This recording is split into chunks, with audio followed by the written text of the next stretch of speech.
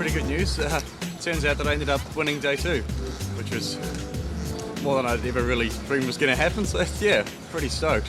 It's day 3 of the Red Bull Romaniacs rally, and they call it Moving Day. It's a chance to position yourself for the final day tomorrow. Pro riders will race 190 kilometres today. The organisers just told me now that it's day 1 backwards, which that's pretty frightening, man. We rode down some very big hills yesterday, on day 1, that we're now going to have to ride back up. It's the longest distance so far, and after today, the riders will have covered a staggering 560 kilometres, with over 17,000 metres of elevation changes. Yesterday's winner in the pro class was Birch. He's put himself back in the race. The changes in the leaderboard give new hope to other riders. Alexander receives some good news. After yesterday's error, he learns that he is still in the race. It's good news, of course, yeah. Yeah. The hobby and expert classes are in for a challenge today. The first half of the course, called Ziki Zaki, is pretty technical, and they will need lots of energy to complete it. You've got to give these guys a lot of credit. They will be riding the same technical sections as the pros. Only the distances are shorter, but still, it's no joyride. And when the promoter says shorter, he means only 170 kilometres of Carpathian mountains to cover. Martin has to calm the nerves of some unhappy riders who feel the terrain is too demanding. I tell you what, straight out, if there's anything close to that again, please tell me, because I'm off now. And that's how I feel. Honestly, I don't think I'll be alone. It's insane. I don't get paid for it, man. This race will make you challenge yourself no matter what class of rider you are. They don't call it the toughest 4-day enduro rally for nothing. It's hard, it's really. Once you arrive down there at the river, you're like completely dead. Well, that's it.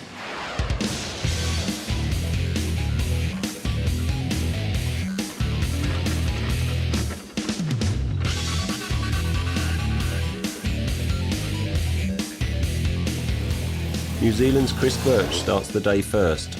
It's a beautiful morning for racing, and this time of day is ideal for the riders. The air is cool on your body, and the terrain is a little damp from the morning dew.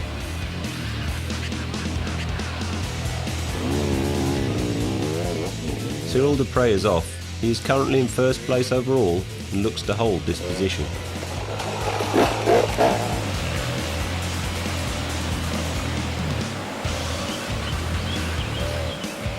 USA's Kyle Redmond made some moves yesterday and starts third today.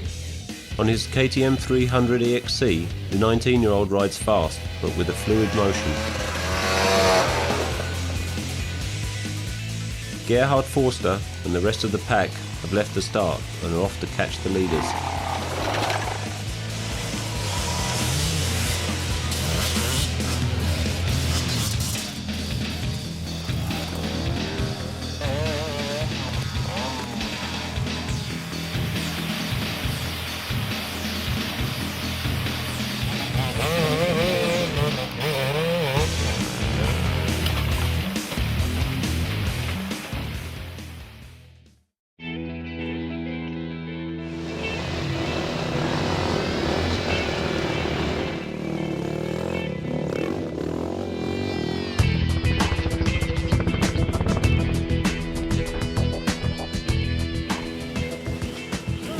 All riders are now en route.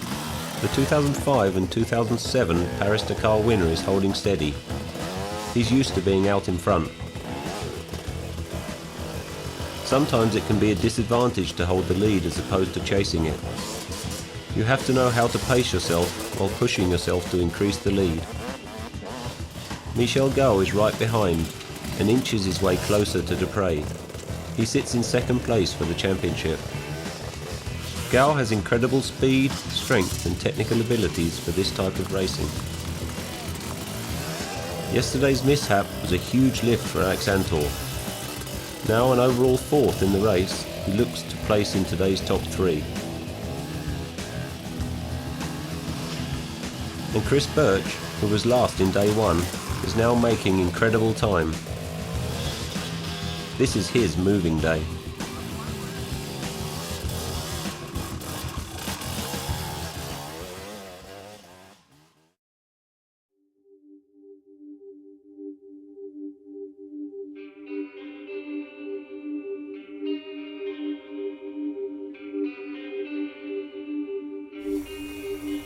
Behind the scenes is where all the action is. And these are the people who make it all happen, the pit crews.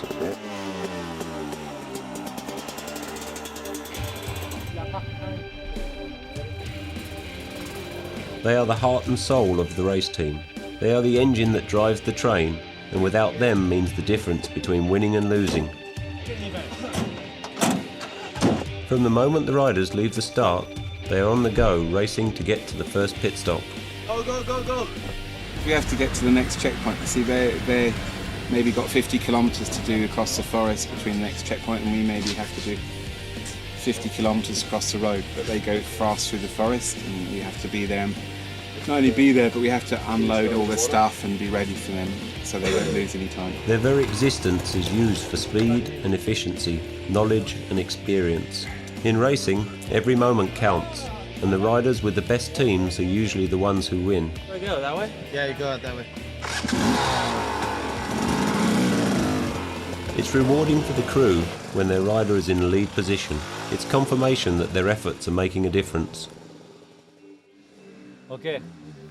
This is a huge motivator to work harder and faster. Because when your rider wins, the whole team wins. Now in second checkpoint.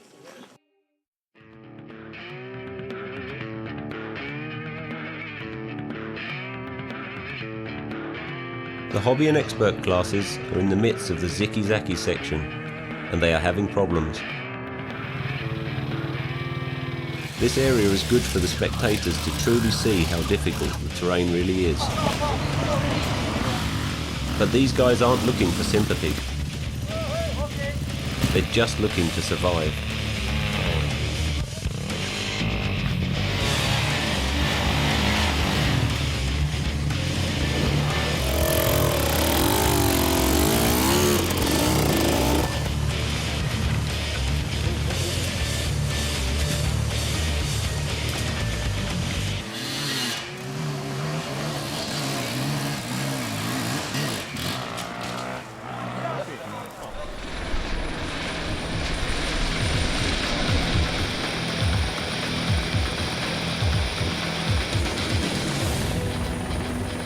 Pros are entering pit 1. Despres checks in first. He lost a little time because he had to stop and open a few property gates along the way, the price you pay for being in the lead. This gave Gal the opportunity to gain some precious minutes on his longtime friend. These two have been battling it out since day one, and it's shaping up to be a great fight for the championship. The pit crews are on their game. A filter change, fuel, oil, adjusting the suspension. Every moment of the 15-minute stop is taken, while the riders get their much-needed rest. Chris Birch, who started first today, had some early troubles, but he arrives to the pit in third position. A little bit. That'll do. Strong, Chris. I was whacked something real hard, and like it's coming flying along, and a stone came and went boop, and it looks like it's just pushed the axle back a bit. Well, I was sweating, but with the speed on the top of the mountain, I dry my hair. The sun is hot and the shade is a perfect refuge not only for the riders but for the bikes as well. They've been running hard all day. Cyril is up and ready. 15 minutes can seem like 15 seconds when you're running from world champion racers. But he's got a game plan and blazes off chasing the afternoon sun.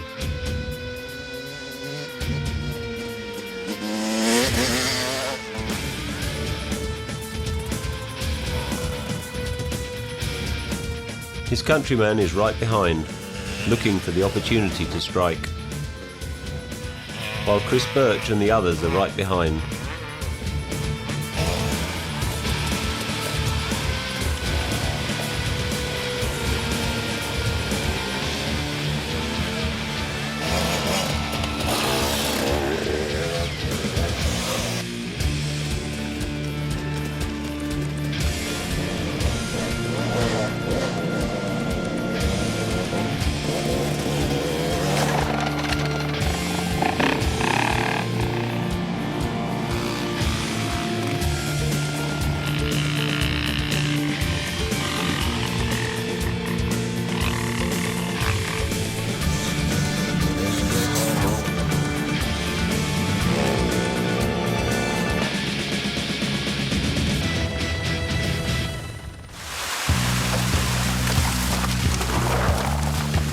It's about 130 kilometres into the race, and the riders face a treacherous downhill section. It's hard enough to negotiate a 60-degree descent, but try that with a creek running through it and you've got a recipe for disaster. The Red Bull Romaniacs' reputation as a hard enduro race will not be contested by these guys. And in case you're wondering, by day's end, more than half the field will be out of the race.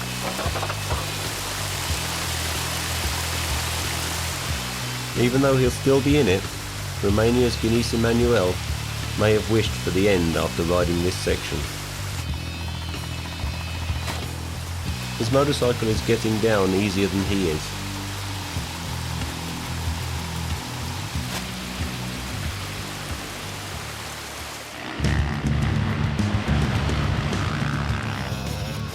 Up a little further, you think that you have time to open the throttle and cruise for a while. The riders meet another tough section. It's called Noroi in the native language. In English, however, it stands for mud, and lots of it. In some spots it's a metre deep. It's a mud bath filled with jagged rocks, tree roots and deep holes. It's like pushing 4 times the bike's weight while trying not to slip and fall. Like silt is to the Mexican desert, these quicksand-like puddles line the forests and can mean the end of your motorcycle and your race.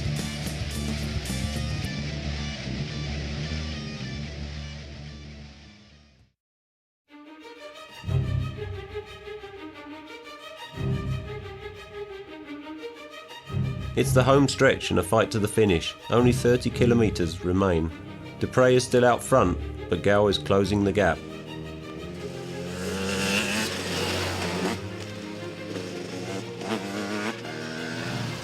The New Zealander is holding his own in third.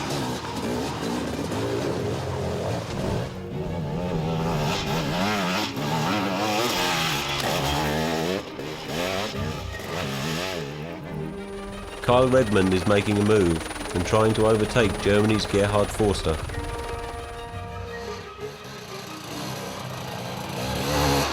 But the privateer is not having it and pushes harder to distance himself from the 19-year-old.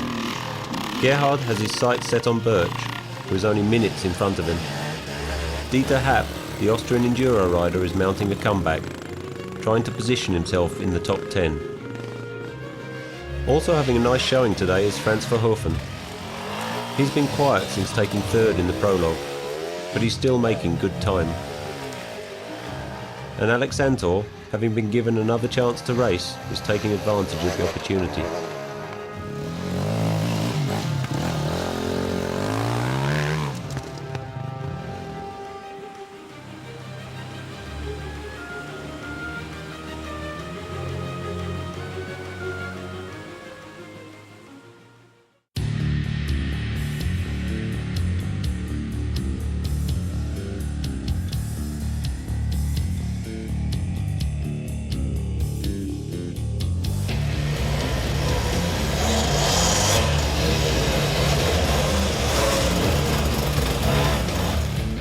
Michel Gao, who started in 5th position today, is gaining on Despres. If he catches him, he will be first overall for the championship and will lead in the final race tomorrow. Despres can sense him edging closer, so he picks up the speed. Every second counts. But this uphill section is overheating his motorcycle. He is forced to make a risky choice. Stop and let the bike cool off, or push on and hope that the bike doesn't blow up.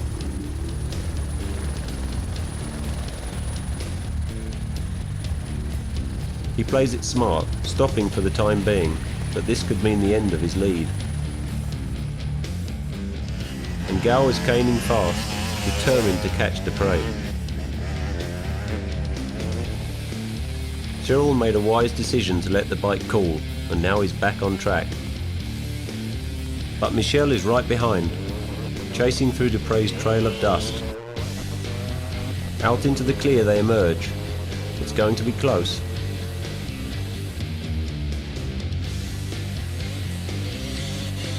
And with just enough distance between them, Cyril edges his competitor out by a few seconds. The heavyweights had a good battle. Cyril arrives first, but Gal made up so much time that he places first for the day and for the championship. I lost a little bit of time this morning because there were gates, and I were opening 4 gates, and I lost at least 30 minutes each time. Foster and Redmond are still battling it out. The young gun is tenacious and he has impressive speed, but experience is vital in a race like this, and Forster is used to competing in the extreme cross-country events like Romaniacs. Back at the finish, the Kiwi is just arriving. He was only 4 minutes behind the leaders. He finishes at 5 hours, 31 minutes and 43 seconds. This places him third for the day and fourth overall for the championship. Where is Cyril and those guys? They just left. They just left. How far behind was I? 12:38. 8 minutes. Oh, okay, that's all right. I can cover that. Next to cross is the German Forster. His time, 5 hours, 32 minutes. His last-minute efforts put him in front of Birch and third overall for the championship. They look disappointed. The American arrives at the finish 2 minutes behind the German. He was close, but no cigar. You are two French guys and Red, I don't know. And the English guy, Chris Cole. Oh, the New Zealander. We come in the middle and see the green, see left. Aber on the right. And see.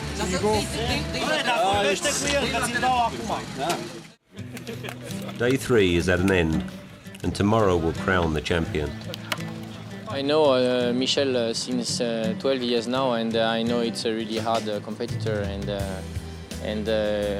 when you take part of a race, it's not to finish second. Michel Gau has battled his way to first place and sets himself up for a repeat win.